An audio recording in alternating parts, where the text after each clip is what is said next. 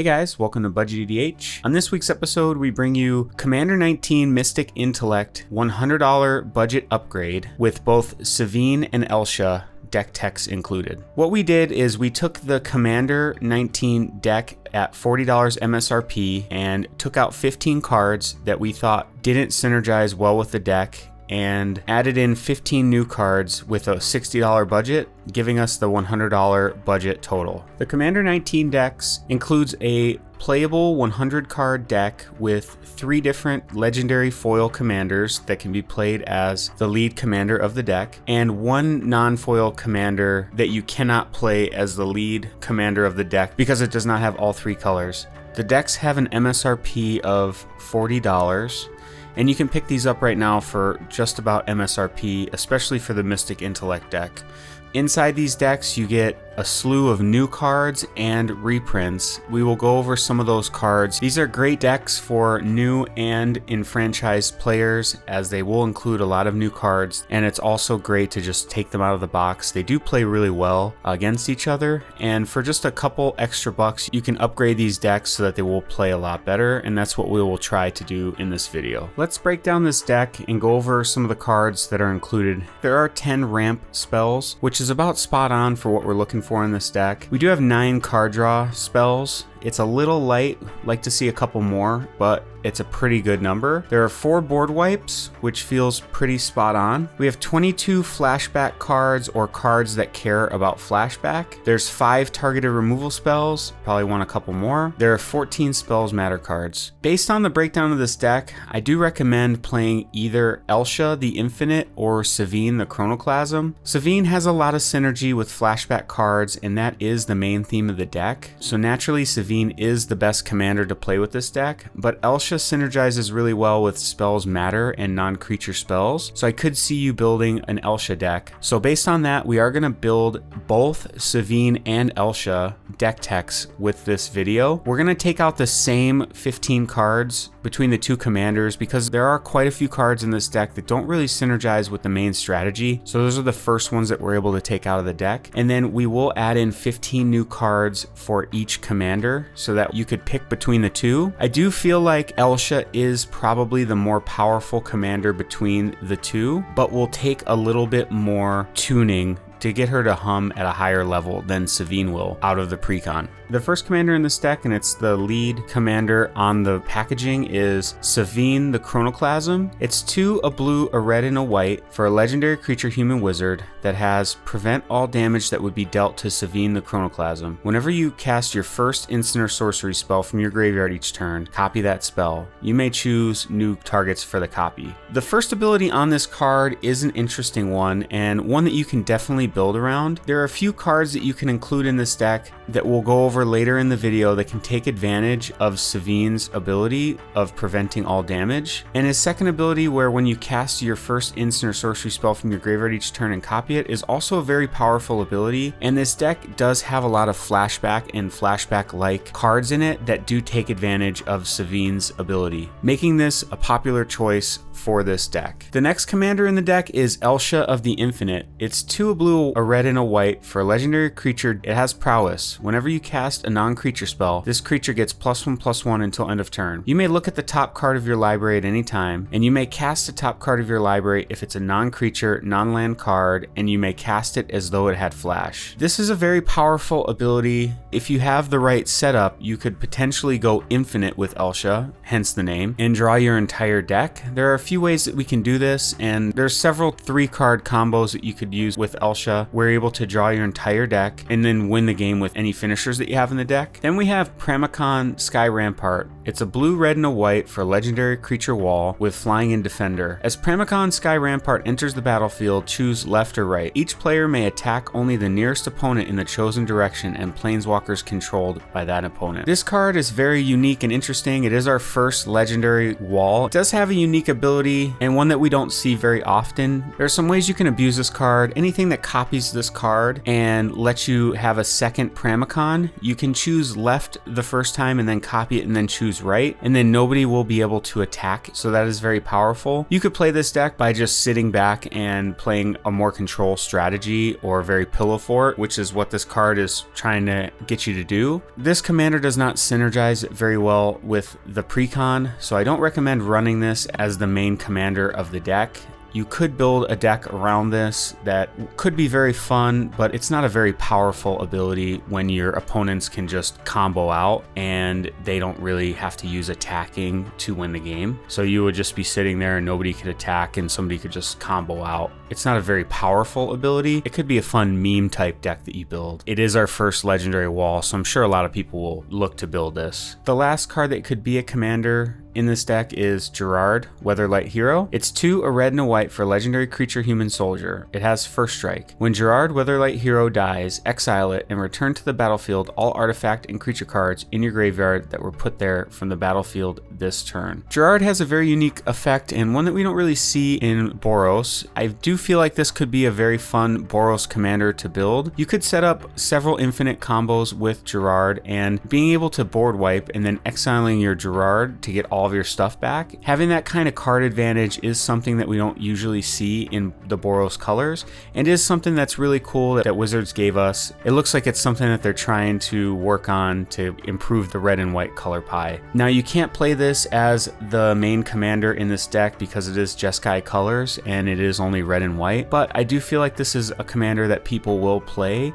It will be one of the more powerful Boros commanders that you can build if you like board wiping your opponents and getting a lot of advantage that way. Let's start with this deck tech by talking about some of the reprints that are in this deck and some of the new notable cards that work out well with this pre-constructed deck. So first up we have Clever Impersonator. 2 blue for creature shapeshifter. You may have Clever Impersonator enter the battlefield as a copy of any non-land permanent on the battlefield. The great thing about this card is it can copy any permanent and not just creatures, so this is a more flexible clone effect that does a nice job of matching whatever playstyle that your opponents are playing, so your opponents will never feel like you're playing a card that's too powerful. And at $6, this card was getting pretty expensive. This is the first time it's been reprinted. It was first introduced back in Khans of Tarkir. Then we have Burnished Heart. 3 generic mana for an artifact creature that has, you can pay 3 and sacrifice it to search your library for up to 2 basic land cards, put them onto the battlefield tapped, then shuffle your library. This is a card that's over $3 that hasn't been reprinted in a while and is played in a lot of EDH decks. This is a great card to include in non-green decks, as it is a great source of ramp and it is a great card to have in this deck. Then we have River Kelpie. 3 blue for a creature that whenever River Kelpie or another permanent is put into play from a graveyard, draw a card. Whenever a spell is played from a graveyard, draw a card, and it does have persist. When this creature is put into a graveyard from play, if it had no -1/-1 counters on it, return it to play under its owner's control with a -1/-1 counter on it. This card was also getting pretty expensive at $6. This is a great card in not only this deck, but also in other graveyard strategies, especially Muldrotha. The card increased in value when Muldrotha was printed, and it is a staple in that deck. In this deck, having all the flashback-like spells in this deck, you are going to play a lot of cards from your graveyard, and it works well with Sevinne because Sevinne cares about casting stuff from your graveyard. So every time you do that, you're going to be able to draw a card, and it is very powerful. In addition, anytime another permanent's put to your graveyard, you can draw a card too. So if somebody board wipes you, you're going to draw a bunch of cards off of it, which is also very relevant. Let's talk about some of the new cards that were printed into this pre-constructed deck that have some synergy with Sevinne and Elsha. First up, we have Dockside Extortionist. 1 and a red for a creature goblin pirate that whenever it enters the battlefield, create X treasure tokens, where X is the number of artifacts and enchantments your opponents control. This card's very expensive already. It's up to $16 on TCG Player, and it has a very powerful effect. In Commander, mana rocks are extremely important for ramping early on, and when this card enters the battlefield, most of the time it is going to create a bunch of treasure tokens, which is going to help you accelerate early in the game, especially since this only costs 2 mana.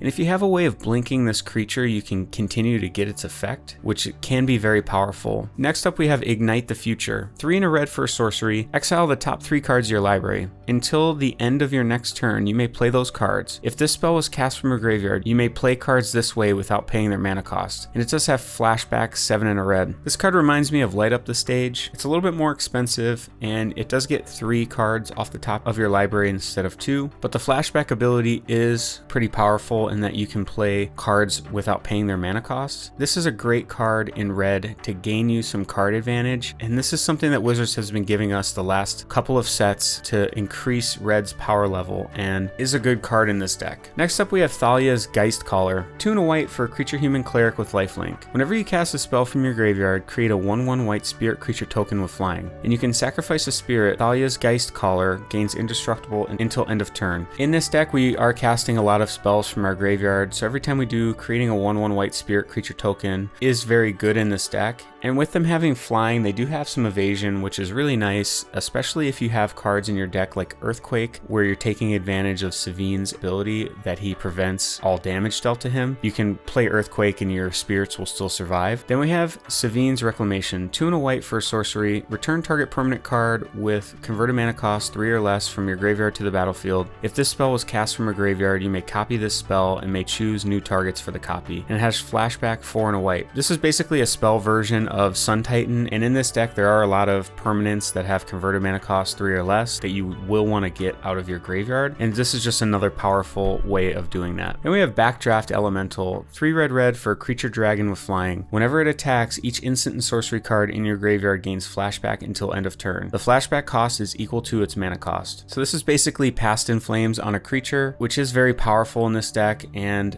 if you have a bunch of spells in your graveyard, this is going to set you up for some pretty powerful turns where you can take advantage of its ability, and it is repeatable every time it attacks, and Elsha as the main commander. The deck costs $40 MSRP. You can find this deck for $40 still on TCG Player. If you use the link down below, it will help support the channel. Some of the other Commander 19 decks have already increased in price, but this one's staying around its MSRP, which is great. And then we did include 15 cards in this deck that cost a total of $54.98 on TCG Player for a grand total of $94.98. With our Sevinne upgrades, we wanted to focus on his ability of preventing damage that's dealt to him. So there are several cards that we included in this deck that take advantage of that, and we also want to rely heavily on the spells matter theme and also being able to take advantage of getting cards back from your graveyard and copying them. So to take advantage of his first ability of preventing combat damage to Sevinne, the first card that I want to talk about is Pariah. It's 2 and a white for an enchantment aura that says all damage that would be dealt to you is dealt to enchanted creature instead. If you put this on Sevinne, Sevinne is going to prevent all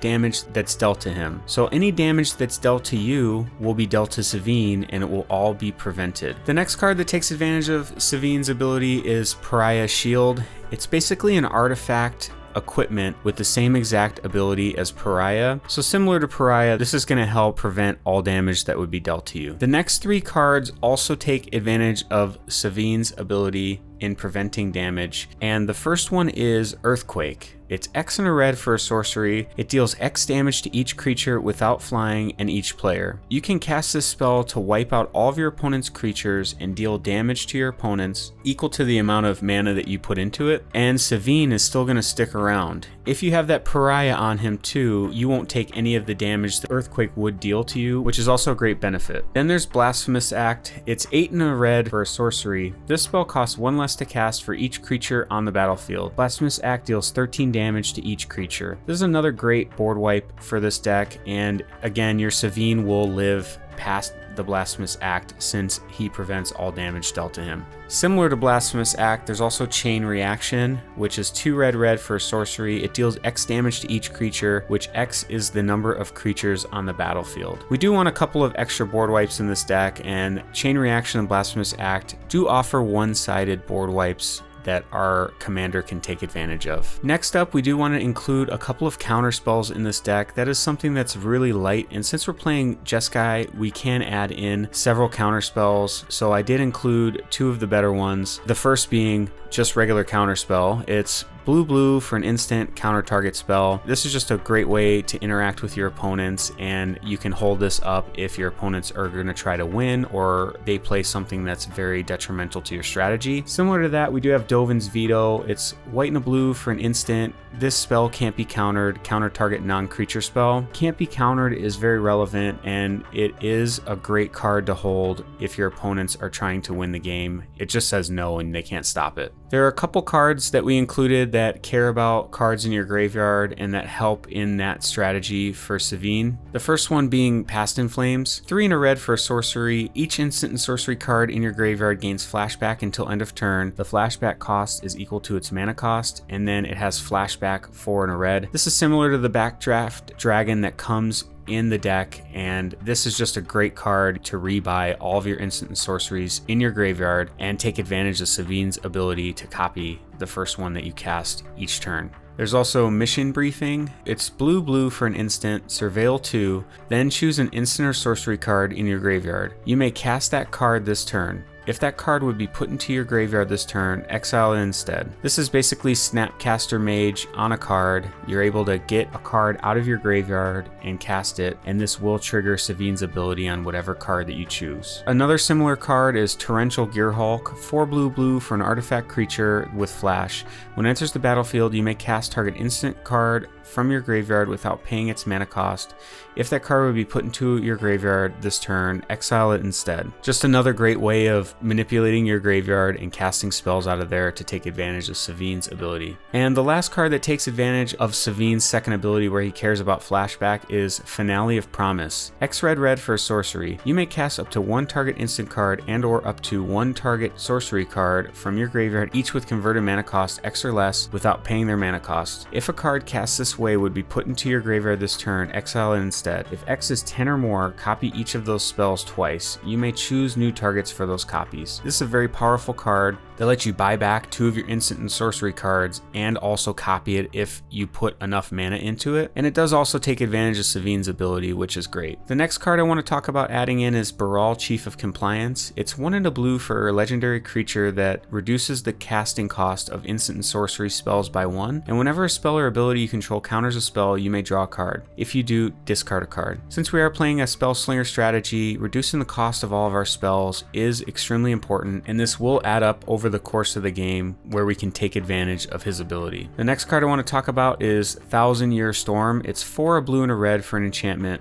Whenever you cast an instant or sorcery spell, copy it for each other instant and sorcery spell you've cast before it this turn. You may choose new targets for the copies. This is a very powerful enchantment that, if you're playing multiple spells per turn, which we can do in this deck, will give you a lot of additional value over the course of the game. The next card I want to talk about is Comet Storm. It's X red for an instant with multi-kicker 1. You may pay an additional 1 any number of times as you cast a spell. Choose target creature or player, then choose another target creature or player for each time Comet Storm was kicked. Comet Storm deals X damage to each of them. This is a great card to dump some of your extra mana into, especially late in the game. You can deal a lot of damage to your opponents with this spell. If you play this with something like 1,000 Year Storm on the battlefield and you cast a couple of spells before and it gets copied several times, you can deal a lot of damage to your opponents. It can also take care of any creatures that are getting in the way of your strategy or that are giving you a hard time. And the last card that we're going to include in this deck is Cyclonic Rift. It's 1 and a blue for an instant. Return target non-land permanent you don't control to its owner's hand, and it has Overload, 6 and a blue. You may cast this spell for its Overload cost. If you do, change its text by replacing all instances of target with each. This is the most popular blue card in the game, and it is an extremely powerful card. If you're running blue and you have this card, you should just include it in your deck because it's that good. Being able to Cyclonic Rift with Overload on your opponent's end step and then untapping with all of their stuff back into their hand sets you so far ahead in the game that it's hard for your opponents to come back and win from that position. Since we did have some extra room in the budget, I thought that this was a great card to include. It is pretty pricey at $22, but most of the other cards that we included in our strategy were pretty cheap. We did have some extra room to include the most powerful blue card in EDH. With Elsha, we're going to rely on her ability that lets us look at the top card of our library and then cast the top card of our library if it's a non-creature, non-land card.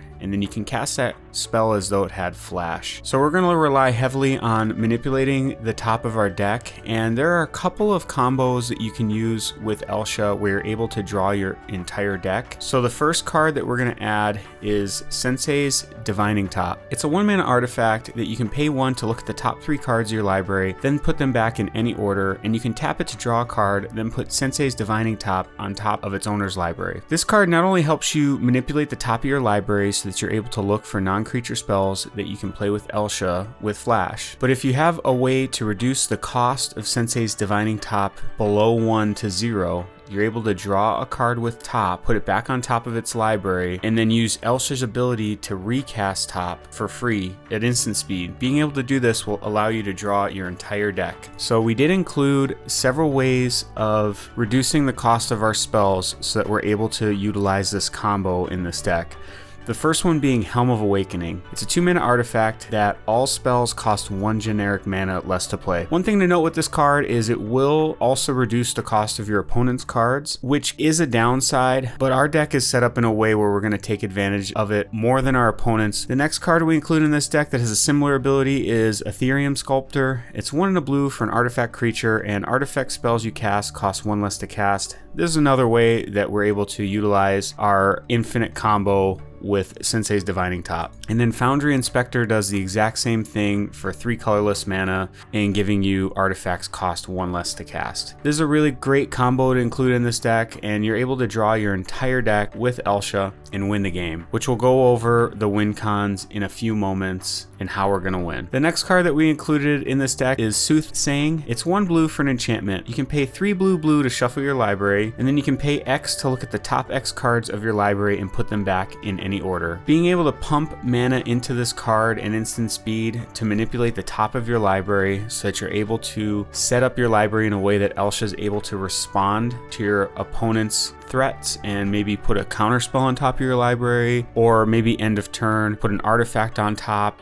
which you can utilize your mana to play that artifact at instant speed, is just a really nice card to have in this deck, and one that costs minimal mana. Getting this down on turn 1 will set you up great for later in the game. Our artifact ramp in this deck out of the box is a little light, and since Elsha does care about non-creature spells, decided to include a couple of artifacts that will help us ramp. And these cards won't be dead in this deck because if you do peel them off the top, you can play them at instant speed and they will ramp you, so they are very good in this deck. So the first one I wanted to include is Fellwar Stone. It's 2 colorless for an artifact. You can tap it to add 1 mana of any color that a land an opponent controls could produce. Since we are playing 3 colors and we are playing blue as one of our main colors, we will almost always be able to produce one of our 3 colors with the Fellwar Stone. And just being a 2-mana mana rock makes this card very powerful. Being able to get this down on turn 2 to ramp into your Elsha on turn 3 or 4 is really great. Then we have Talisman of Creativity. It's another 2-mana artifact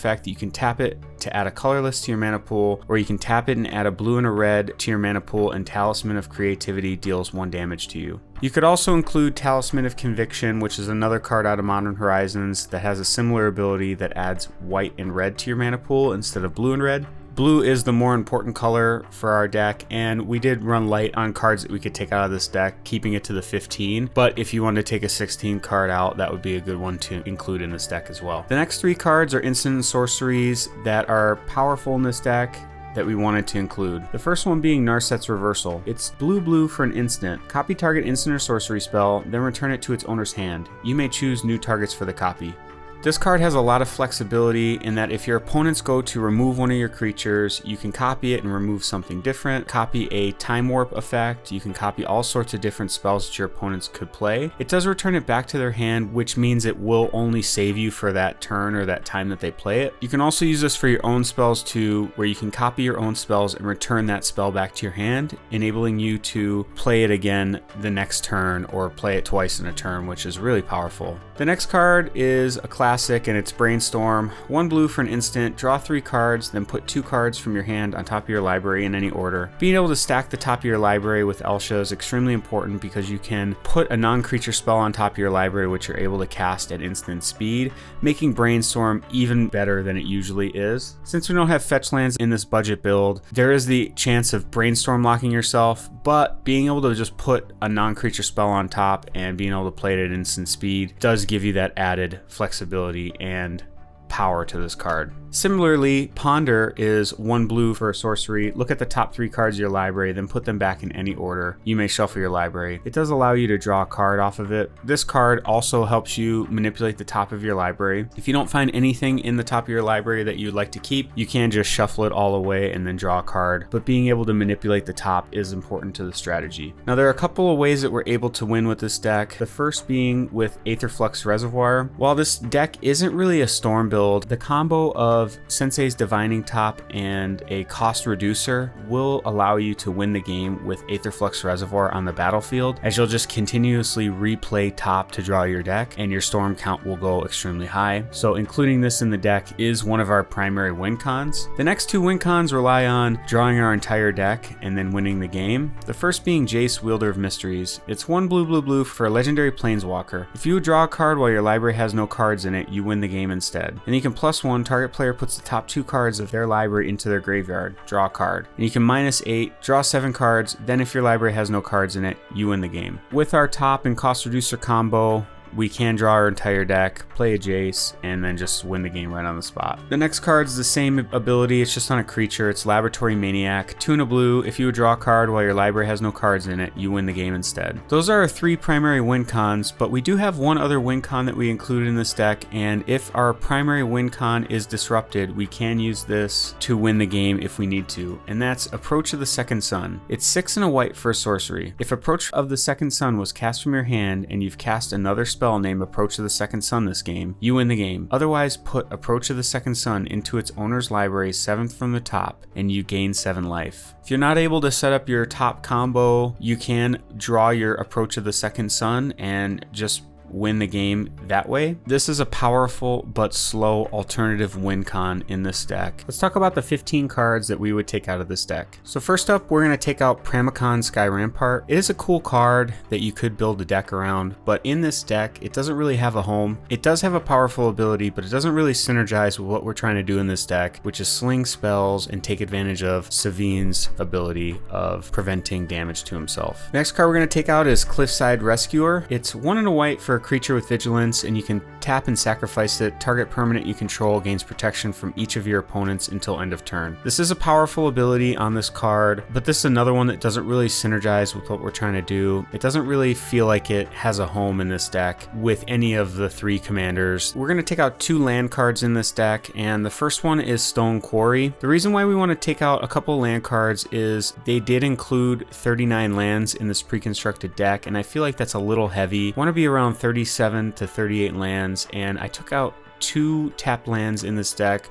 First being Stone Quarry and the second being Boros Guildgate. There are a lot of tapped lands in this deck, over 10 of them, which is a little heavy. You don't want too many tapped lands in your deck because it's going to slow you down. It would be better to just replace them with basic lands at that point. Then there's Bloodthirsty Blade, which is too generic for an artifact equipment. Equipped creature gets +2/+0 and is goaded. It attacks each combat if able and attacks a player other than you if able, and you can pay 1 to attach it to target creature an opponent controls. Activate this ability anytime you could cast a sorcery. This is a really cool card, and it is a card that I would like to play in some of my commander decks, but this isn't the deck for it. You would want to play this in more of like a chaos type strategy, or maybe the Marisi deck out of the Naya precon, where you care about goading creatures. You don't really have a way of taking advantage of it in this deck. The next card we're going to take out is Ral Zarek. It's 2, a blue and a red for a planeswalker that you can +1 to tap target permanent, then untap another target permanent. You can -2 to have it deal 3 damage to target creature or player, and then -7 to flip 5 coins, take an extra turn after this one for each coin that comes up heads. This is a powerful card, but it's not one that we really want in this deck. There are other planeswalkers that you could include in this deck that would synergize a little bit better with both Sevinne and Elsha. Then there's Zapalta Primal Dawn. It's 6 white for a legendary creature, Elder Dinosaur, that has flying, double strike, vigilance, trample, and indestructible, and it's a 4/8. In the pre-constructed deck, when you do play this, it is a very powerful card, and it is one that is very difficult to deal with. But since we're trying to play a spell-slinger strategy and play cards out of our graveyard with flashback, having a big giant dinosaur that costs 1,000,000 mana doesn't really fit well in this deck, but it is a really good card if you're playing the pre-constructed deck. We're also going to take out Gerard, Weatherlight Hero. I do think that there is a deck that can be built around this commander that will be fairly powerful, but in this deck, we don't really have have a way of taking advantage of his ability. Then we're going to take out Ghostly Prison. 2 and a white for an enchantment. Creatures can't attack you unless their controller pays 2 for each creature he or she controls that's attacking you. This is a great card in a Pillow Fort type strategy, or one where you don't really want to get attacked. But I really don't like this card unless you're trying to play that Pillow Fort type strategy. We are going to include several ways of dealing with the board with Sevinne as our commander that you really don't need this card. Then there's Wall of Stolen Identity. 3 and a blue for creature shapeshifter wall. You may have Wall of Stolen Identity enter the battlefield as a copy of any creature on the battlefield, except it's a wall in addition to its other types and has defender. When you do, tap the copied creature and it doesn't untap during its controller's untap step for as long as you control Wall of Stolen Identity. This is another cool card. It's a clone, but it makes the creature a wall, and it does have the added effect where you can tap down an opponent's creature for as long as you control it. So it is powerful, but we would rather have another non-creature spell in this deck in place of this card. It just really doesn't fit well. If you were playing Pramicon as the general of this deck, then I could see having this card in the deck. Then we're going to take out Pristine Skywise. 4 a white and a blue for a creature dragon with flying. Whenever you cast a non-creature spell, untap Pristine Skywise. It gains protection from the color of your choice until end of turn. This is another creature that we don't really want in this deck, and its ability of casting a non-creature spell to untap it just really doesn't provide a whole lot of oomph in this deck. It's not really something that we're looking for. Then we have Scare Tiller. 4 generic mana for an artifact creature Scarecrow. Whenever it becomes tapped, choose one. You may put a land card from your hand onto the battlefield tapped, or return target land card from your graveyard to the battlefield tapped. In this deck, we're really not looking for this effect, and this card would be really great in something like Lord Windgrace or Tatiova, but really have no way of taking advantage of it in this deck, so it's just a dead card for us. Then we have Pristine Angel. 4 white for a creature angel with flying. As long as it's untapped, it has protection from all artifacts and from all colors. Whenever you cast a spell, you may untap Pristine Angel. Similar to the Pristine Skywise, this really doesn't have a whole lot of value in this deck, and it's one that we would rather get rid of. We don't really care about creatures swinging in for damage. And then we are going to take out one more land, and it's Temple of the False God. I don't really like this card in most decks, especially a 3-color deck. You can tap it to add 2 colorless mana to your mana pool. Activate this ability only if you control 5 or more lands. In a Lands Matter deck, this card could be a little bit more powerful, but more often than not, I end up with this card sitting in my hand with less than 5 lands on the battlefield, and it literally does nothing. You don't want to need a land card and then peel this off the top in your first 4 turns where you don't have your 5th land, where it literally is a dead drop. Thanks for watching our Commander 19 deck upgrades video for Mystic Intellect. Let me know in the comments down below which deck you like better, or if there's any cards that we missed that you would include for this build under $100. Stay tuned for more Commander 19 content coming out soon. We will do more upgrade videos and individual deck techs on some of the commanders. And let me know in the comments down below if there's certain commanders you would like to see. We'll see you next time.